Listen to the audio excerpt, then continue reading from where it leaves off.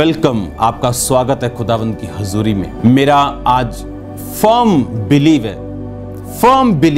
अपनी लाइफ से भी अधिक रियल जो मैंने चीज देखी है अपनी जिंदगी में, वो परमेश्वर का वचन है। और ये इतना रियल है जितनी आपकी लाइफ भी रियल नहीं। अगर इन वर्ड्स की ओर हम ध्यान दें और परमेश्वर के प्लान को समझ लें, आज जिस विषय में मैं आपसे बात करना चाहता हूं, क्योंकि जहां से मैंने उस प्रीच को छोड़ा, रिपेंट के तीनों पार्ट्स आपने सुनना, अगर आप ये वर्ड को समझना चाहते हो। जहां से मैंने उसे छोड़ा वो ये था कि परमेश्वर के पास हमारे लिए एक प्लान है, इसीलिए उस प्लान को पूरा करने के लिए वो आपको मन फिराने के लिए बोलता है। उसमें हमने समझा कि क्यों परमेश्वर हमें रिपेंट करने के लिए बोलता है, ताकि हम नाश ना हो।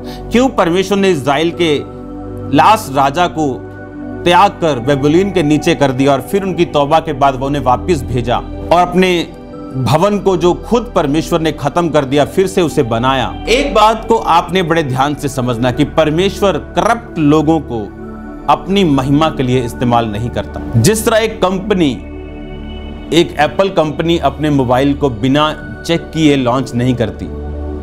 आज जो लेटेस्ट मॉडल आप देख चुके हो वो 1 साल पहले कंपनी में रेडी हो रहा है। जो आप 2 साल बाद देखोगे वो अब उस पर काम चल रहा है, लेकिन चेकिंग और टेस्टिंग में इतना टाइम लगता है ताकि जाने के बाद प्रोडक्ट उसकी कोई भी मार्केट में प्रॉब्लम ना हो, क्योंकि कंपनी की एक रेपुटेशन है। परमेश्वर अपनी आपकी लाइफ में, मैंने आपको बताया था कि वो प्लान रखता है। जिस तरह शाऊल की जिंदगी में था, मुख्य स्थान और मुख्य भोजन का पीस बाइबल कहती उसे दिया गया, जबकि वो बिन्यामीन उसका सबसे छोटा गोत्र था, वो उसका कुल उस गोत्र में सबसे छोटा था। और उसने कहा कि इज़राइल का सब क्या मन भाव क्या तेरा और तेरे घराने का नहीं। उसने कहा मैं सबसे छोटा हूं, मेरा कुल, मेरा गोत्र सबसे छोटा है। यानी एक स्टेट के सबसे छोटे शहर में मैं रहता हूं और उस छोटे शहर में मैं सबसे छोटा हूं। यानी सबसे छोटे को परमेश्वर ने मुख्य स्थान दिया जब परमेश्वर ने उसका चुनाव किया। और प्रकाशित वाक्य 1 उसकी 5 और 6 के अनुसार बाइबल कहती परमेश्वर ने आपको राजा, He had made us kings and priests, राजा और याजक उसने आपको बनाया। वो सेम प्लानिंग्स आपकी लाइफ में रखता है जो उसकी शाऊल की जिंदगी में थी। आज सेम प्लानिंग्स आपकी लाइफ में वो रखता है। आप कितने भी छोटे से छोटे क्यों ना हो, लेकिन परमेश्वर वो सेम योजना आपकी लाइफ में रखता है और उसी तरह से परमेश्वर आज आपको ऊंचा करना चाहता है। और बाइबल कहती परमेश्वर ने अपनी योजना शाऊल की जिंदगी में शमूएल के द्वारा प्रकट की। वो आज भी अपने लोगों को इस्तेमाल करता है। आज भी वो जो मैन ऑफ गॉड, जो डिवाइन हेल्पर्स हैं, वो उन्हें यूज करता है। पवित्र आत्मा उन्हें गाइड करता है, वचन उन्हें गाइड करता है उस डेस्टिनी तक लेके जाने के लिए, उस लेवल तक लेके जाने के लिए, उस कुर्सी तक, उस मंजिल तक लेके जाने के लिए जो परमेश्वर ने आपके लिए रखी हुई। अब आज मैं आपसे डिस्कस करूंगा कि आज वो प्लान जो शाऊल की जिंदगी में था और शमूएल के द्वारा उसे समझाया गया। याद रखो, नए नियम और पुराने नियम में फर्क है। नए नियम में परमेश्वर नबियों के द्वारा चलाता था, पुराने नियम में, लेकिन नए नियम में वो अपनी आत्मा के द्वारा चलाता है। अब उस तरह वो उन नबियों को इस्तेमाल नहीं करता जिस तरह वो पुराने नियम में करता था। नए नियम में अब वो अपनी आत्मा के द्वारा उठाए गए लोगों को, बाइबल कहती कलीसिया को प्रेरित दिए गए, पास्टर्स दिए गए, लिखा वो देता ताकि कलीसिया सिद्ध हो। किस चीज में सिद्ध हो? परमेश्वर के प्लान को इंडिविजुअली अपनी लाइफ में समझना। अब मैंने ये समझ लिया कि मुझे रिपेंट करने की जरूरत है, मुझे तौबा मन फिराने की जरूरत है। मन फिराने के बाद परमेश्वर कहता है अपने दिल को अगर तू खोलेगा, मेरी टोन समझेगा, मैं क्या चाहता, अगर तू समझेगा तो मैं तेरे लिए मेज बिछाऊंगा, मुख्य स्थान दूंगा, मुख्य भोज दूंगा, तुझे ऊंचा करूंगा। अब मैंने ये सारे परमेश्वर के प्लान्स को समझ लिया। लेकिन आज परमेश्वर का प्लान आपको फिजिकली किंग बनाना तो नहीं है। हर एक की लाइफ में परमेश्वर की योजना जो है वो अलग है। हर एक की लाइफ में परमेश्वर का प्लान अलग है। आपकी लाइफ में अलग है, मेरी लाइफ में अलग है, एक बिजनेसमैन की लाइफ में अलग है, एक पॉलिटिशियन की लाइफ में अलग है, एक जॉब वाले बंदे की लाइफ में अलग है, लेकिन उसका प्रोटोकॉल एक ही है, उसका जरिया एक ही है। जब उस रास्ते पे हम चलेंगे, हमारी कॉलिंग कोई भी क्यों ना हो, उस कॉलिंग में हम फल लेके आएंगे। जैसे खाद एक ही है, उसे सेब में डालेंगे, सेब अच्छे होंगे। वैसे सेब में तो मधुमक्खियों का यूज होता है, मैं आपको एग्जांपल दे रहा हूं। खाद कहीं भी डालेंगे तो वो काम करेगी। अब आपको ये बात समझनी कि अब उस इंडिविजुअल प्लान को मैं अपनी लाइफ में रिसीव कैसे करूं। मैं ये कैसे समझूं कि जिस तरह परमेश्वर ने शाऊल को राजा होने के लिए चुना था, मुझे परमेश्वर ने किस लिए चुना? उस गॉड्स प्लान को, गॉड्स कॉलिंग को, खुदा की बुलाहट को मैं अपनी लाइफ में कैसे जानूं कि मुझे परमेश्वर ने क्या करने के लिए बुलाया? God's plan versus man's plan, खुदा की योजना वर्सेस यानी हम मैन्स प्लान। अगर हम समझ जाएं परमेश्वर का प्लान और मैन आदमी की योजना, एक आदमी जो परमेश्वर की योजना समझ गया और उसके बाद योजना बनाई, वो मैन्स प्लान नहीं, वो गॉड्स प्लान। मैं परमेश्वर की योजना समझ गया और उस योजना को पूरा करने के लिए मैंने मोबाइल लिया, मोबाइल में बाइबल फीड करी। दिस वॉज माई प्लान, ये मेरा प्लान था मोबाइल लेना, पर ये मेरा नहीं एक्चुअल, ये इंक्लूड करता है, ये उसी गॉड्स प्लान के बीच में। पर अगर गॉड्स प्लान के अंदर फिट ना रह के कुछ अलग किया जाए, वो गॉड्स प्लान नहीं, वो है मैन्स प्लान। जिस तरह योना नबी ने गॉड्स प्लान को त्याग के अपना प्लान चुना, जबकि परमेश्वर ने उसे निन्वे भेजना था, वो गया नहीं, तरशीश को भाग गया और रास्ते में उसको ट्रबल हुई और रास्ते में जब वो मरने लगा, जब शिप डूबने लगा तो उसको फेंका गया और वो मछली के पेट में गया, तौबा की और वापिस आया उसी शहर में। अब मेरी लाइफ में गॉड्स प्लान क्या है, उसे मैं कैसे प्रैक्टिकली समझूं, उसे कैसे मैं पूरा करूं, कैसे मैं गॉड्स प्लान, खुदा की योजना के अंदर फिट हूं। आप एक बात को याद रखो, आपकी लाइफ के लिए कुछ ब्लेसिंग्स को आपके जन्म लेने से पहले ही चुन लिया गया। आपकी लाइफ की ब्लेसिंग्स को, मैंने कहा, आपके जन्म से पहले ही चुन लिया गया। आपके लिए सब ब्लेसिंग्स को बना दिया गया। अब जैसे ही हम गॉड्स मास्टर प्लान में घुसेंगे, वो ब्लेसिंग्स, मोर देन 90% ब्लेसिंग्स आपकी लाइफ में बिना मांगे आपकी लाइफ में एंटर करती जाएंगी। एक गरीब व्यक्ति के लिए एक पिज्जा प्रेयर पॉइंट हो सकता है, लेकिन एक किंग के लिए वो प्रेयर पॉइंट नहीं, वो उसकी चॉइस है, चाहे वो खाना चाहे ना खाना चाहे। गॉड्स मास्टर प्लान में घुस के, खुदा की योजना के अंदर जाके, अब आपकी चॉइस होगी, आपकी प्रेयर नहीं। आपके प्रेयर पॉइंट्स चेंज होंगे और बहुत सी ब्लेसिंग्स आपकी लाइफ में फ्लो करेंगी, आपके देखते देखते आपकी आंखों के सामने। अब परमेश्वर का प्लान और मैन्स प्लान, इंसान का प्लान, परमेश्वर का प्लान, इसे हमें समझना है। परमेश्वर ने, जब हम उत्पत्ति पढ़ेंगे 12 उसकी 1 आयत, यहोवा ने अब्राम से कहा, अपने देश, जन्मभूमि, अपने पिता के घर को छोड़कर उस देश में चला जा जो मैं तुझे दिखाऊंगा, और मैं तुझसे एक बड़ी जाति बनाऊंगा और तुझे आशीष दूंगा और तेरा नाम महान करूंगा और तू आशीष का मूल होगा। जो तुझे आशीर्वाद दे उन्हें मैं आशीष दूंगा, जो तुझे कोसे उन्हें मैं श्राप दूंगा, और भूमंडल के सारे कुल तेरे द्वारा आशीष पाएंगे। यहोवा के इस वचन के अनुसार अब्राम चला और लूत भी उसके संग चला, और अब्राम हारान देश से निकला जब वह 75 वर्ष का था। अब आप इस बात को समझो, जब आप परमेश्वर के रास्ते पे चलते हैं, आपके ऊपर जितनी मर्जी बड़ी बुलाहट क्यों ना हो, फिर भी आप शरीर और आपकी 5 सेंसेस को साथ लेके चल रहे हैं। हमारी 5 सेंसेस कौन सी हैं? टच करना, साइट में देखना, हेयरिंग यानी सुनना, स्मेल करना, टेस्ट करना, ये हमारी 5 सेंसेस। अब अब्राहम की लाइफ में परमेश्वर ने उसको प्लान दिया, और बाइबल कहती, परमेश्वर ने कहा था अपने देश और अपने कुटुंबियों, अपने रिश्तेदारों, इन सबको छोड़ के उस देश में चला जाओ, मैं तुम्हें दिखाऊंगा। जब परमेश्वर ने उसको बोल दिया कि अपना रिश्तेदार छोड़ जाना, पर बाइबल कहती अपने भतीजे लूत को वो साथ लेकर गया। इसकी 5 आयत में लिखा उसका लूत जो था वो उसका भतीजा था। जबकि अगर पहली आयत को हम दोबारा पढ़ेंगे इसकी, यहोवा ने अब्राहम से कहा, अपने देश और अपने कुटुंबियों और अपने पिता के घर को छोड़कर उस देश में चला जा जो मैं तुझे दिखाऊंगा। बिल्कुल क्लियर बोला अपना देश, बिल्कुल क्लियर बोला अपने कुटुंबी यानी रिश्तेदार, और अपने पिता का घर छोड़ जा और उस देश को जा जो मैं तुम्हें दिखाऊंगा। और अब्राहम लूत को साथ लेके चला। अगर आप अब्राहम की लाइफ को देखो, आप जानते हैं मिस्टेक्स एक ह्यूमन थिंग है, ये एक इंसानी चीज है। आप जानते हैं जीसस क्राइस्ट के वर्ड्स में इतनी पावर क्यों? उसने कहा बी परफेक्ट, सिद्ध बन जिस तरह तेरा स्वर्गीय पिता सिद्ध है।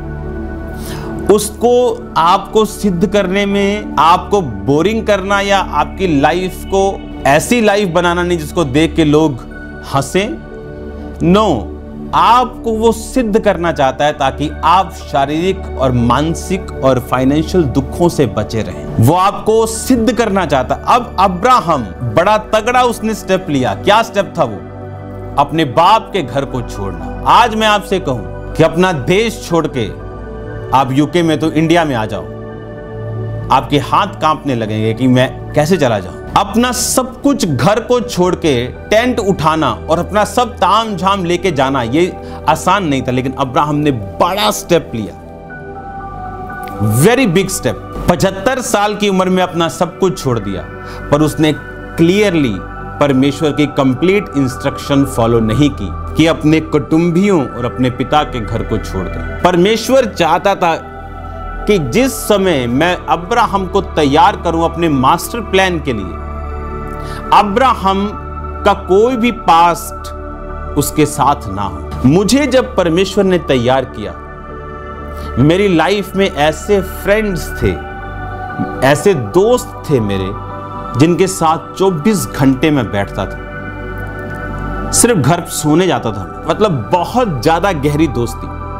और आप इमेजिन करो, हम कभी लाइफ में नहीं सोच सकते थे कि हम अलग होंगे। मसीह में आने से 3 महीने पहले एक फुलिश चीज के लिए एक फासला आया और मुझे समझ नहीं आया कि ऐसा क्यों हुआ। जैसे अगर आप अपने दोस्त को फेरारी कार दें जो 3 करोड़ की है और एक साइकिल के लिए आप लड़ पड़े, लेकिन 3 महीने बाद जब मैं मसीह में आया, मेरे पास ऐसा कोई दोस्त नहीं था। दोस्त थे, बाकी थे, लेकिन ऐसा कोई नहीं था जो मुझे इफेक्ट कर सके। मेरी फैमिली के साथ वो अटैचमेंट शुरू से नहीं थी। अगर होती तो जब वो बैक पहले हुए तो मैं भी हो जाता साथ। वो दोस्त अलग हुए, अगर वो होते, मैं आपको गारंटी के साथ कहता हूं, अगर वो 2 बार भी कहते कि चर्च नहीं जाना तो मैं नहीं जाता। वो परमेश्वर फिर डंडे मार के लेके आता, वो बात अलग है। लेकिन मैं आपको ये चीज इसलिए बता रहा हूं कि जब हम गॉड्स प्लान में फिट होते हैं, बहुत से लोगों को परमेश्वर कट करता है आपकी लाइफ से, ताकि आप उस अगले लेवल को अचीव कर सको जो परमेश्वर ने आपके लिए रखा है। पंजाबी च कहते कुब्बड़े नूं लत्त मारी ते कुब्बड़े दा कुब सीधा। मतलब एक झुके हुए कुब्बे को, जो झुके होते ना, पीठ निकली होती, उसको किसी ने टांग मारी, तेरी ऐसी की तैसी, और कुब वो सीधा हो गया। उस तरह से हम और आप लोग हैं। जब लोग लात मारने की कोशिश करते हैं, उल्टा गिरने की बजाय हम और सीधे हो जाते हैं और ब्लेस हो जाते हैं और हमारी हदें बढ़ जाती हैं। ये तब होगा अगर हम गॉड्स प्लान के अंदर फिट होंगे। अदरवाइज वो टांग, वो चोट आपको गिरा देगी, बनाएगी नहीं। अब हम एक बंदे की आज एग्जाम्पल को देखेंगे। वो कौन था, कितने बड़े उसने स्टेप लिए और परमेश्वर का कितना बड़ा प्लान उसकी लाइफ के ऊपर था। एक मिस्टेक, यार मेरा पति जना मेरा बहुत प्यारा, इमोशनल, क्योंकि अब मैं एक गहरी बात आपको बताने वाला हूं। अब अपना कुटुंबी वो ले गया। आप जानते हैं अब्राहम की लाइफ में 2 सबसे बड़ी मिस्टेक्स थी। जब भी उसने सफर किया अपनी लाइफ में, अपने कारण किया। पहली मिस्टेक लूत, दूसरी मिस्टेक मैं आपको आगे पढ़ाता हूं। उसकी दूसरी मिस्टेक क्या थी? उत्पत्ति इसी 12 की 10 आयत को पढ़ेंगे। उस देश में अकाल पड़ा और इसलिए अब्राहम मिस्र देश को चला गया और वहां परदेशी होकर ताकि रहे, क्योंकि उस देश में भयंकर अकाल पड़ा था। अब्राहम, बाइबल कहती 10 साल तक मिस्र में रहा। जब 10 साल वो मिस्र में रहा और जब मिस्र से बाहर आया, उसके साथ हाजिरा थी। अब्राहम की लाइफ में 2 चीजों ने उसको बहुत तंग किया, यहां तक कि उस हाजिरा का बेटा इश्माइल आज तक क्रिश्चियन लोगों को तंग कर रहा है। आपको मालूम, आज तक मसीही लोगों को वो सता रहा है। कौन? हाजिरा का बेटा इश्माइल। आज तक वो तलवार के बल से जीवित हैं और वो परमेश्वर का प्लान नहीं, वो मैन्स प्लान था। परमेश्वर के प्लान में चलते चलते एक नैनो सेकंड के अंदर आप अपने प्लान में घुस सकते हो। परमेश्वर के एक फुली प्लान पे चलते चलते आप अपने प्लान में घुस सकते हो। अब मैं बात कर रहा हूं गॉड्स प्लान। गॉड्स प्लान था अपने कुटुंबी छोड़, पिता छोड़, सब कुछ छोड़ और आजा। मैन्स प्लान था अब्राहम, क्योंकि सेंसिस, जब तक आप इन सेंसिस के ऊपर काबू नहीं करेंगे, जब तक आप इन पे कब्जा नहीं करेंगे, तब तक आप गॉड्स प्लान के अंदर फुली फिट होकर वो सब कुछ एब्जॉर्ब नहीं कर सकते जो परमेश्वर ने आपको करने के लिए बुलाया। जब अब्राहम मिस्र में गया और 10 साल वो वहां पे रहा, 10 साल के बाद जब अब्राहम मिस्र से लौटा तो हाजिरा उसकी वाइफ के साथ थी। उसकी वाइफ को, हाजिरा को उसी मिस्र में छोड़ देना चाहिए था, क्योंकि वो मिस्र के लोग जो थे वो यहोवा के वचनों पे चलने वाले नहीं थे। बाइबल बताती वो अलग देवताओं की पूजा करने वाले लोग थे। लेकिन अब्राहम का लूत के साथ इमोशनल अटैचमेंट और उसकी पत्नी सारा की इमोशनल अटैचमेंट, अभी वो उसका नाम सारे है, यहां पे अभी सारा होना था, सारे की अटैचमेंट उसकी मेड के साथ 10 साल बाद जब उस मेड को अब वहीं छोड़ने का समय था, क्योंकि उनको ये बात समझनी थी, परमेश्वर ने इसीलिए कहा था कि तुम इन लोगों में अपने बेटे बेटियों को ना बिहाना, ऐसा ना हो तुम उनके देवताओं के फंदे में फंस जाओ, तुम उनसे अलग रहना, और ताकि मेरी व्यवस्था तुम्हारे सामने बनी रहे और मेरा क्रोध तुम्हारे सामने ना भड़के। अब इस वचन को बाय कॉन्शियस वो जानते थे, चाहे वो उस समय व्यवस्था नहीं दी गई थी लेकिन फिर भी वो टाइट देते थे। उस समय व्यवस्था नहीं दी गई थी तो भी परमेश्वर ने बहुत से राजाओं को दंडित किया जब उन्होंने अब्राहम की पत्नी को लिया। व्यवस्था दी नहीं गई थी लेकिन व्यवस्था पहले से कायम थी हार्ट्स में, दिलों में। कहीं नहीं लिखा था व्यभिचार ना कर, लेकिन यूसुफ ने नहीं किया तो वो प्रधानमंत्री बना। तो ये व्यवस्था उनको मालूम थी कि अब हाजिरा को छोड़ने का टाइम, आपके वो फ्रेंड्स, आपके वो लोग, आप जानते हैं अब वो समय है कि अब इनको साथ लेकर चला नहीं जा सकता। लेकिन इमोशनल अटैचमेंट जब सेंसेस के द्वारा इंसान चलता है, अब्राहम की लाइफ में 2 मेजर पॉइंट आए जब वो झगड़े का शिकार हुआ।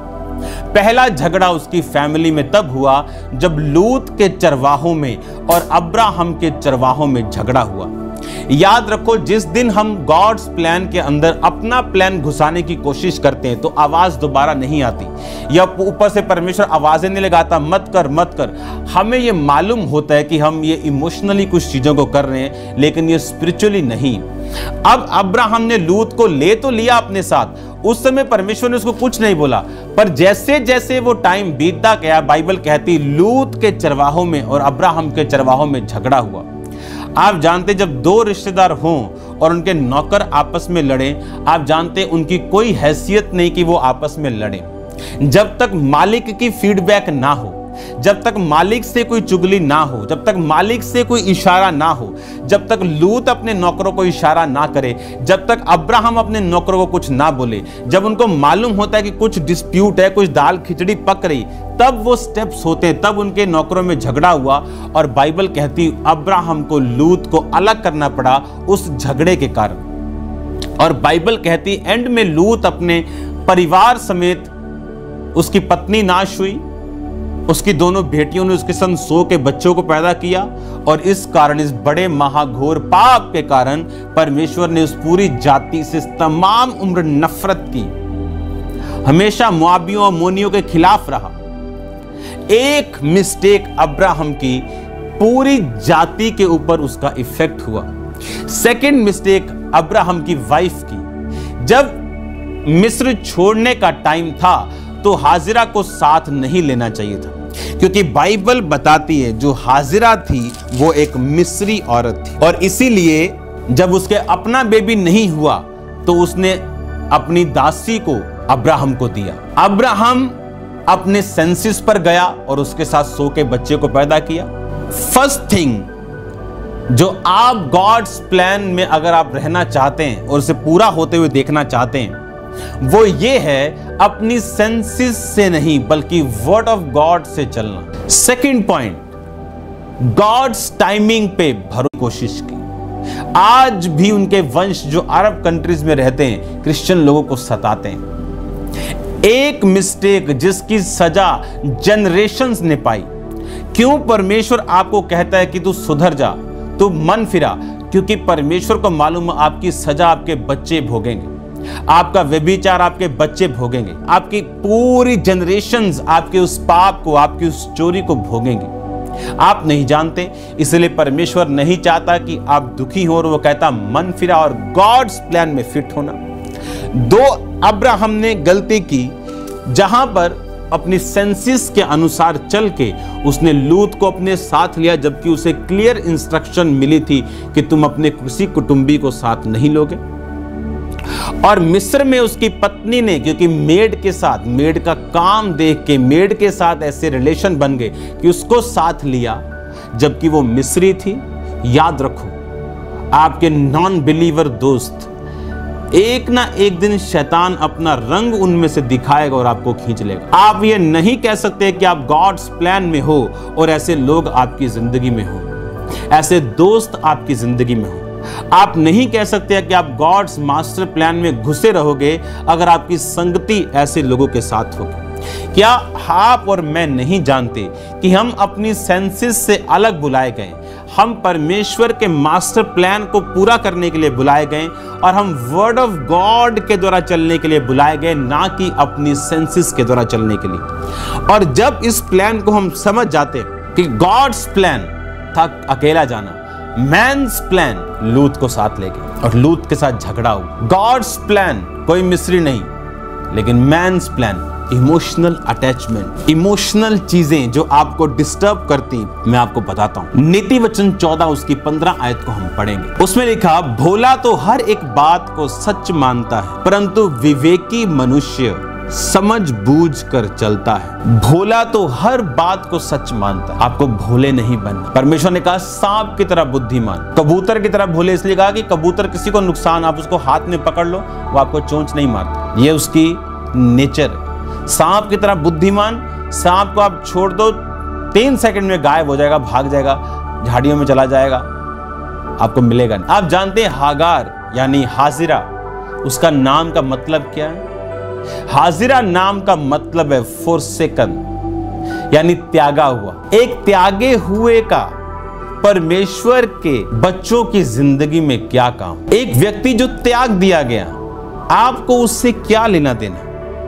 बाइबल कहती जो भाई कहलवा के व्यभिचारी, उसके साथ तुम खाना भी मत। जो भाई कहला के व्यभिचार करे, लिखा वो मूर्ति पूजा के समान, जादू टोने के समान, लेकिन सेंसिस दोस्ती। बाइबल कहती सैमसंग पलिश्तियों में गया। पलिश्तियों में उसका क्या काम, जबकि उसको पलिश्तियों को दंडित करने के लिए चुना गया था। सेंस, लव, लड़की के साथ ऑन हो गई सेंसेस और गॉड्स प्लान से बाहर आया। गॉड्स मास्टर प्लान था पलिश्तियों को उसके द्वारा मारना और इज़राइल को छुटकारा देना, पर वो उन्हीं के हाथ में पड़ गया। आपके और शैतान के बीच में जो मैच है वो टाई नहीं होगा, या आप जीतेंगे या शैतान जीते। उसकी आंखें निकाल ली गई, उसको शर्मिंदगी हुई।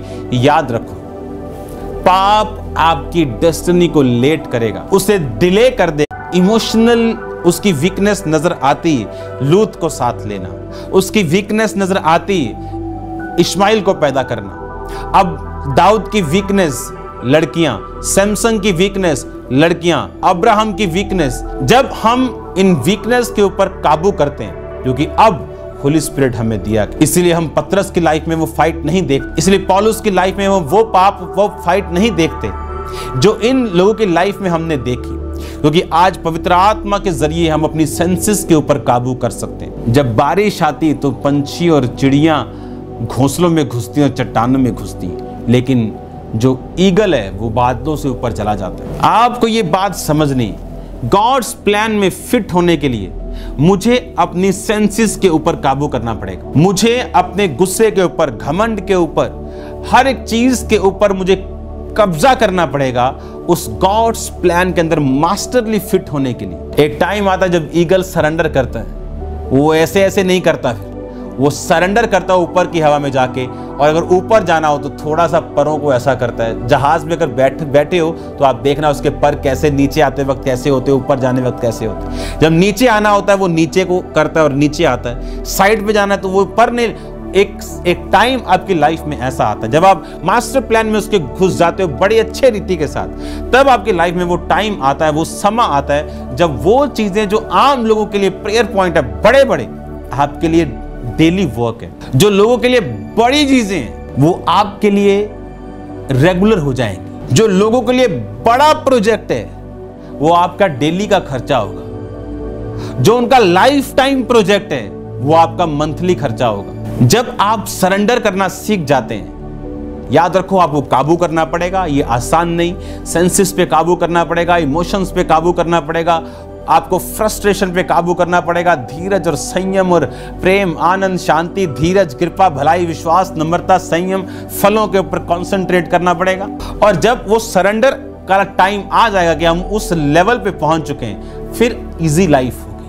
हाँ, उसको खराब करना है तो आपकी अपनी विल है। फिर से पढ़ेंगे 12:1 को, जेनेसिस 12 उसकी 1 से 4 आयत को। साथ में आप हिंदी में पढ़ो, मैं आपके साथ पढ़ता हूं। यहोवा ने अब्राम से कहा, अपने देश, अपने कुटुंबी और अपने पिता के घर को छोड़ के उस देश में चला जा जो मैं तुझे दिखाऊंगा। फिर कुटुंबी क्या, लूत कौन था? उसका कुटुंबी था ना, उसका रिश्तेदार था ना, वो भतीजा था उसका। लेकिन इमोशनल अटैचमेंट, मैंने इसको सीखा है आंसुओं के साथ अपनी मसीही लाइफ के पहले, दूसरे और तीसरे साल में। आप जितने मर्जी इमोशनल होके बोलो, खुदावंद अगर इस बार मेरा वीजा ना आया मैं मर जाऊं, हो सकता है परमेश्वर जानबूझ के उसको रोक दे। जितने मिरेकल्स और खुदा के बड़े काम आपकी लाइफ में होंगे वो तब होंगे जब आपने फीलिंग्स के बाहर जीना सीख लिया। मैंने जितने रोजे रखे,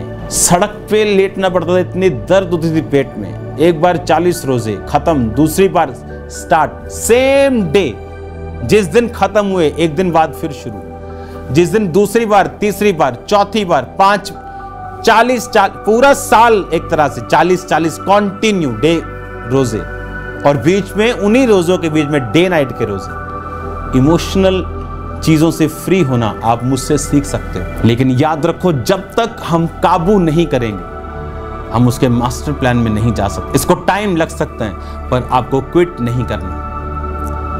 और आप देखेंगे किस तरह से जब आप इन चीजों को सीख गए, इस इमोशनल डिस्टर्बेंस से बाहर जब आप आ गए, आप देखेंगे परमेश्वर के अजीब, अचंभे और बड़े काम किस तरह से आपकी जिंदगी में हो रहे हैं। आपको ये बात समझनी कि परमेश्वर इमोशनल नहीं। लूत के साथ इमोशनल रिश्ता अगर परमेश्वर के वचन के उस समय खिलाफ था तो उसको अपने इमोशंस नहीं, उसको वर्ड ऑफ गॉड को देखना था। याद रखो, परमेश्वर आपके अंगों को पकड़ने नहीं आएगा, आपकी आंखों को पकड़ने नहीं आएगा मत देख, आपके हाथों को पकड़ने नहीं आएगा कि मत शराब पी।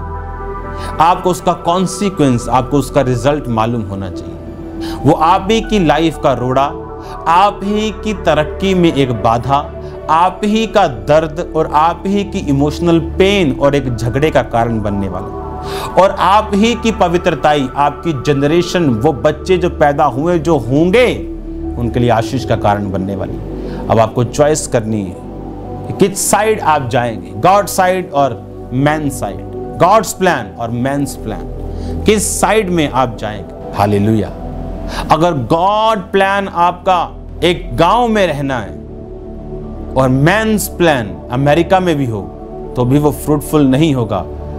गॉड्स प्लान के अंदर ही सब वो ब्लेसिंग्स। बाइबल कहती है यहोवा जो धन देता है उसके साथ दुख नहीं मिलाता, यहोवा जो आशीष देता है उसके साथ दुख नहीं मिला। पहला भजन संहिता हम एक वचन पढ़ेंगे, उसका 1 बाब उसकी 1 से 3। क्या ही धन्य है वह मनुष्य जो दुष्ट की योजना पर नहीं चलता और ना पापियों के मार्ग में खड़ा होता और ना ठट्ठा करने वालों की मंडली में बैठता है, परंतु वह तो यहोवा की व्यवस्था से प्रसन्न रहता और उसकी व्यवस्था पर रात दिन ध्यान करता रहता है। वह उस वृक्ष के समान है जो बहती पानी की धाराओं के किनारे लगाया गया है और अपनी ऋतु में फलता है और जिसके पत्ते कभी मुरझाते नहीं, और जो कुछ वह पुरुष करे वह सफल होता है। वो ठट्ठा करने वालों की मंडली में नहीं बैठता, पापियों के मार्ग में खड़ा नहीं होता, जो कुछ वह करे वो फलता है।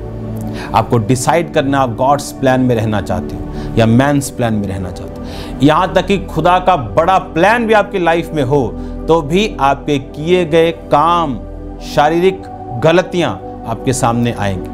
यहोवा उनको क्षमा करेगा लेकिन उनका रिजल्ट रहेगा। तो आज से परफेक्शन में जीना, परफेक्शन में चलना, इसकी प्रेयर करना, अपनी कमियों के ऊपर कब्जा करना आज से आपने सीखना है। Hallelujah. God bless you all.